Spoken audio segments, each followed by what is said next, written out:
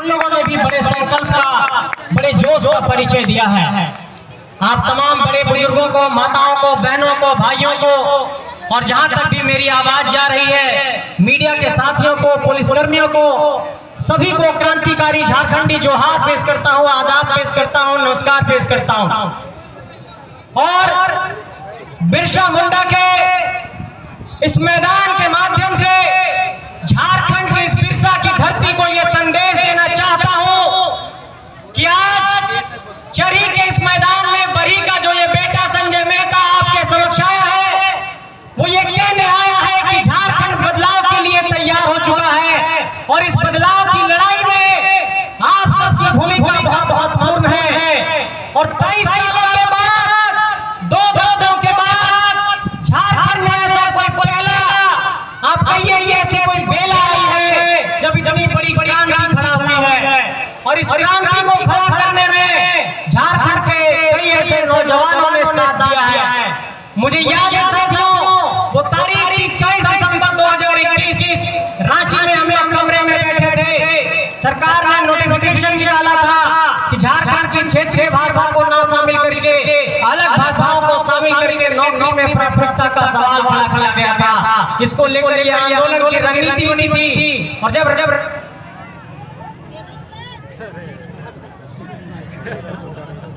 कैसे होगी, कहां से होगी, तो साथ ही हमारे बोकारो के इलाके में गए और वहां पर विरोध प्रदर्शन किया। और 10 जनवरी को तारीख थी जब पहला स्पीच रणधीर वर्मा चौक पर हमारे भाई जयराम रातो जी ने दिया। और उसके बाद पूरे झारखंड में जागरूकता का ज्वाला पैदा हुआ और पूरा झारखंड जाग गया। साथियों, कई वक्ताओं ने सभी विषयों पर अपनी बातों को रखा है, लेकिन मैं इस मूल बात पर आना चाहूंगा। माँ चाची सब सही कहना चाहो क्या अगर यहाँ पर धूप में है रहा, इतना कड़ा धूप में बैठा रहा, तो इस बात को समझो कि यहाँ काहे ले रहा।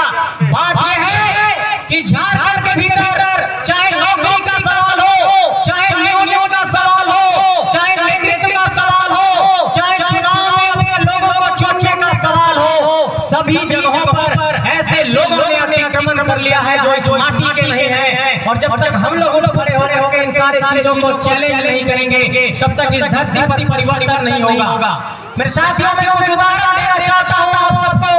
और हम लोगों की राजनीतिक चेतना पर, हमारी सोच पर एक बहुत बड़ा सवाल ये खड़ा हुआ है कि इस सवाल पर आपको सोचना होगा कि क्या हमारे चरिया की माटी में, क्या हमारे मांडू के माटी में अपन कोई बेटा पैदा नहीं हो सको है जो हजारीबाग में सांसद बन सको है? क्या चतरा के माटी में कोई अपन बेटा ना पैदा हो सको है जो अपन सांसद बन सको है? क्या रांची के माटी में अपन कोई बेटा और बेटी पैदा नहीं हो सको जो अपन सांसद बन सको है? क्या गोटो के धरती पर कोई झारखंड का माटी का बेटा सांसद नहीं बन सकता है? क्या धनबाद की माटी पर कोई झारखंड का माटी का बेटा सांसद नहीं बन सकता है? ये सवाल खड़ा होता है कि आखिर इन सीटों पर किन लोगों ने यहाँ पर कब्जा कर लिया है। मैं ये कहना चाहता हूँ कि आज पर चितपुर्णी माइन से वहाँ पर जमीन का जो मामला है, हमारे कई साथियों ने कहा कि चितपुर्णी माइन में जिस तरीके से यहाँ पर जमीन की हेरा फेरी हुई है, जिस तरीके से मनमानी हो रही है, स्थानीय लोगों को प्राथमिकता नहीं मिल पा रही है, इन सारे सवालों के लिए आप लोगों को लड़ना होगा मेरे साथियों।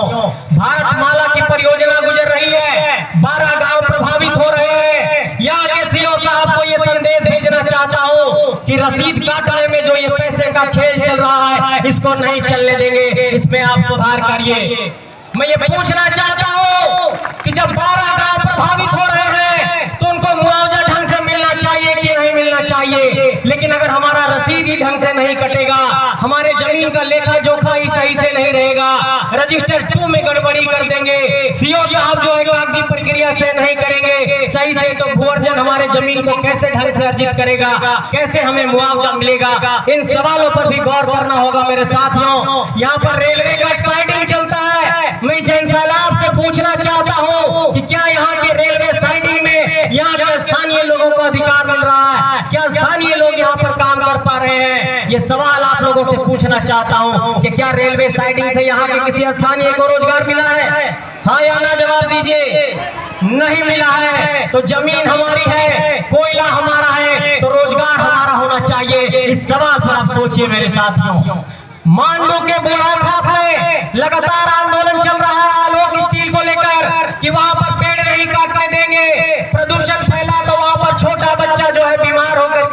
इस दुनिया से चला गया। इन सारे सवालों पर भी आपको सोचना होगा। आपको ये भी सोचना होगा मेरे साथियों कि अगर झारखंड की धरती में हम आज नहीं जागे तो आने वाले वक्त में हमारी पीढ़ियां दर दर की ठोकरें खाएंगी। और यहाँ कई विद्यार्थी लोग आए हैं, मेरी बहनें भी आए हैं। आप सबसे कहना चाहता हूँ मेरी माताओं बहनों कि अपने बच्चों को भी पढ़ाइए, अपने घर के बेटियों को भी पढ़ाना सीखिए और उनको भी इस लड़ाई में वैचारिक तौर पर सम्मिलित होकर के इस लड़ाई को लड़ने को कहिए। क्योंकि अगर आज नहीं लड़े तो ये आने वाली पीढ़ियां हमसे सवाल पूछेगी कि जब हमारे हक अधिकार की लड़ाई लड़ी जा रही थी, जब झारखंड के कोने कोने में ये लड़ाई लड़ी जा रही थी कि झारखंडी हक अधिकारों की आवाज, झारखंडी भावनाओं की आवाज, झारखंड में नौकरी हासिल करने की आवाज, झारखंड में जमीन बचाने की जब आवाज उठाई जा रही थी तो हमारे लोग वहां थे। इसलिए ये इतिहास के पन्नों में दर्ज होने वाला है और आपका जमीर ये जवाब देना चाहिए कि जब झारखंड के लिए लड़ाई लड़ी जा रही थी तो चरी का बेटा, मांडू का बेटा, यहाँ पर इंदिरा का बेटा, जब हमारे जबरा का बेटा लड़ाई लड़ने के लिए खड़ा था, ये आत्मबल अंदर से होना चाहिए मेरे साथियों। मैं ये कहना चाहता हूँ आप सबों से कि कई लोगों ने ये सवाल उठाया है कि ये 20-30 साल के नौजवान क्या कर लेंगे। उन राजनीतिक दलों को ये संदेश देना चाहते हैं कि पिछले 1.5-2 सालों में लगभग 1000 से अधिक सभाएं हम लोगों ने कर दी है, छोटी बड़ी सभाएं मिला करके। और मैं बार बार ये अपने भाषणों में कहता हूँ कि झारखंड के भीतर अभी इतनी बड़ी कोई ताकत नहीं है कि झारखंड के 5 प्रमंडलों के 24 जिलों के 264 प्रखंडों के 32,623 गांवों तक एक संदेश पहुंचा दे। लेकिन हम लोगों ने एक संदेश पहुंचाया है, खतियान की आवाज को, स्थानीयता की आवाज को, नियोजन की आवाज को, पुनर्वास की आवाज को। और इस इलाके में मुझे पता है कि आदिवासी समाज के भी लोग हैं, अकलियत समाज के भी लोग हैं। आदिवासी समाज के लोगों को यह संदेश देना चाहता हूं कि इस पहलू पर भी आपको गौर करना होगा कि जो सेंट्रल गवर्नमेंट यहाँ की जमीनें हमारे अडानी को देती है, जो सेंट्रल गवर्नमेंट की सरकार, जो वहाँ की हमारी पैरामिलिट्री फोर्सेस, जो मणिपुर की सरकार वहाँ की आदिवासियों के आत्मसम्मान की रक्षा नहीं कर पाई, ऐसे लोगों को भी जवाब देना होगा। और इस वक्त जो राजनीतिक सत्ता में बैठे लोग हैं उन लोगों से भी ये सवाल पूछिए कि इस देश में 17 करोड़ आदिवासी रहते हैं। इन आदिवासियों के लिए जो सरना धर्म कोड की मांग है वो सरना धर्म कोड कहाँ है? अगर जब जनगणना होगा तो सरना धर्म कोड का कॉलम होना चाहिए कि नहीं होना चाहिए, ये आदिवासियों की मांग रही है। मेरे साथियों, इस पहलू पर भी आपको गौर करना होगा कि अगर अकलियत समाज के लोग यहाँ पर होंगे तो उनसे भी कहना चाहता हूँ, उस समाज के अजीज दोस्तों और बुजुर्गों से कहना चाहता हूँ कि आपको भी अपना इत्तेहाद मजबूत करना होगा और सियासी हकूक हासिल करने के लिए इस जमहूरियत में, इस मुल्क में, इस झारखंड के भीतर आपको लड़ाई लड़नी होगी। और ये संदेश मुल्क के वजीर आजम तक पहुंचानी होगी कि झारखंड की धरती से भी सेंट्रल गवर्नमेंट के प्रति हो चाहे स्टेट गवर्नमेंट के प्रति हो, ये जो लड़ाई की आवाज गई है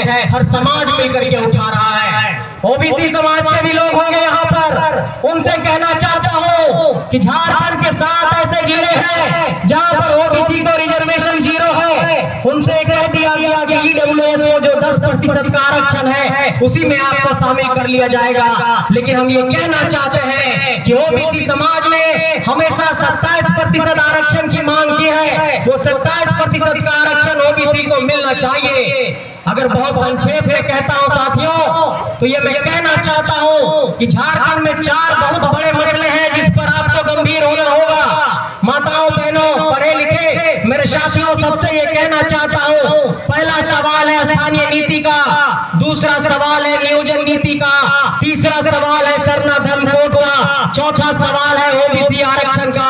और अगर इन मसलों पर सरकार कोई कानून नहीं बनाती है तो इस पर आपको चिंतन करना होगा और मंथन करना होगा। लेकिन